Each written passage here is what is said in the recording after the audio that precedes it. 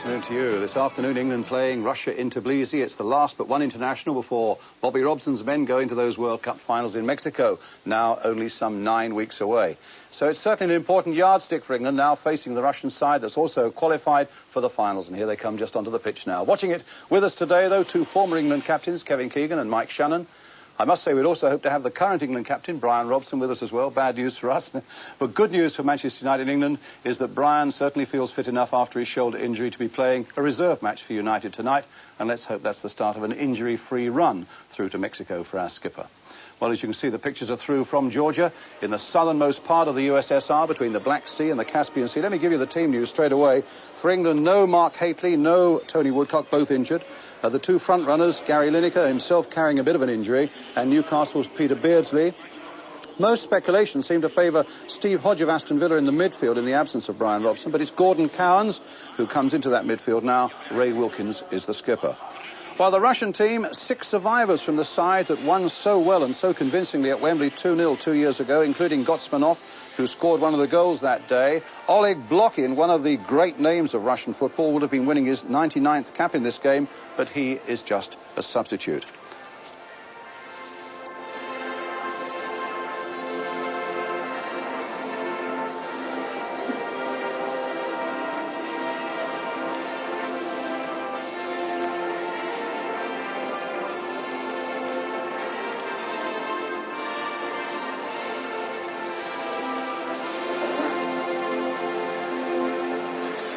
So the national anthem, and now the Russian anthem.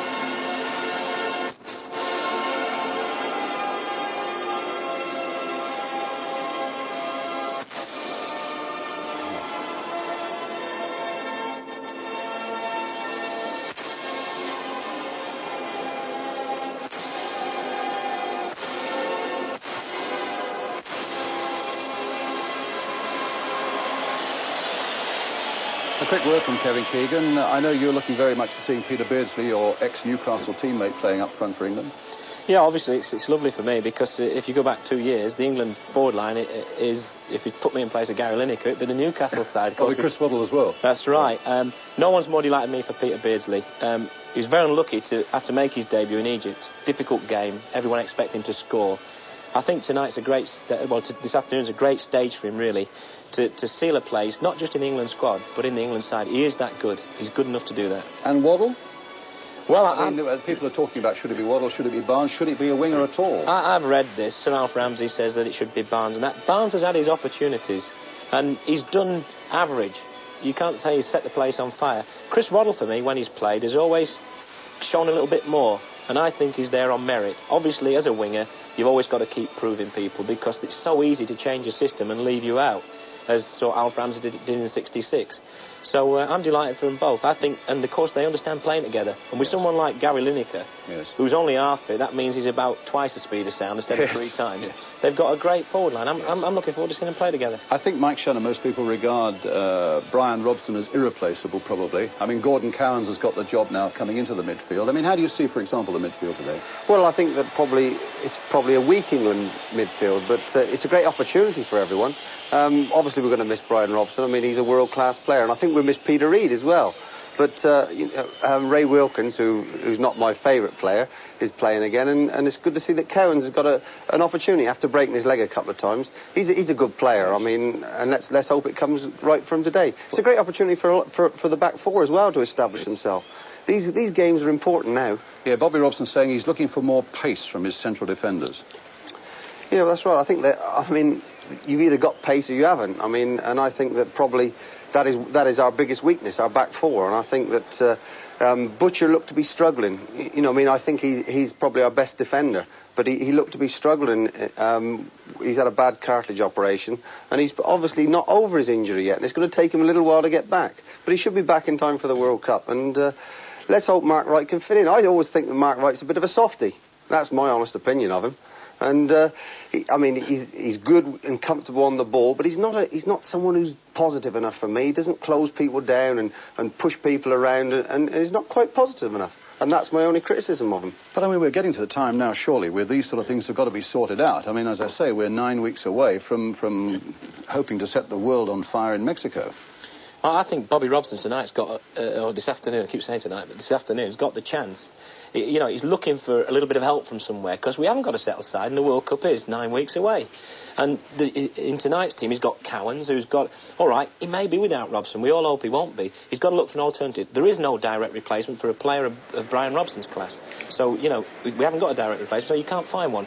And obviously, as I said, with Beardsley and Waddle, he's got the chance there to get other players staking the chance at this late stage. Right, at this late stage, then let's go across and join our commentary team in Tbilisi. Just starting there, David Pleet, the manager of Luton, and Martin Tyler.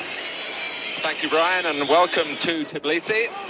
The local time here is just 8 o'clock in the evening, 4 hours ahead of you. And off getting away with a piece of miscontrol. Chivadze. The crowd urging him to contribute more going forward.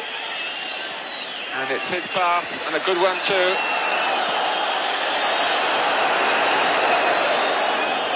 The danger dealt with by Anderson.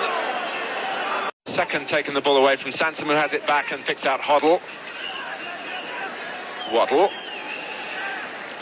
who does remain the great England enigma, really, but that's a raking pass for Beardsley.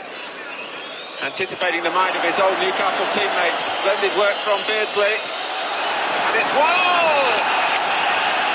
England had taken the lead and scored the first goal against the Soviet Union in a major international since 1979.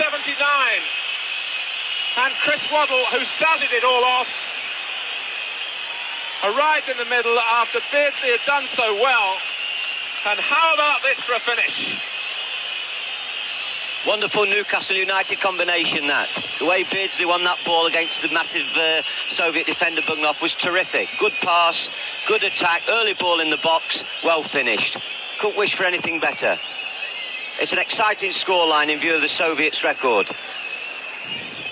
So we've reached the three-quarter mark of this international here in Tbilisi. And England have the lead.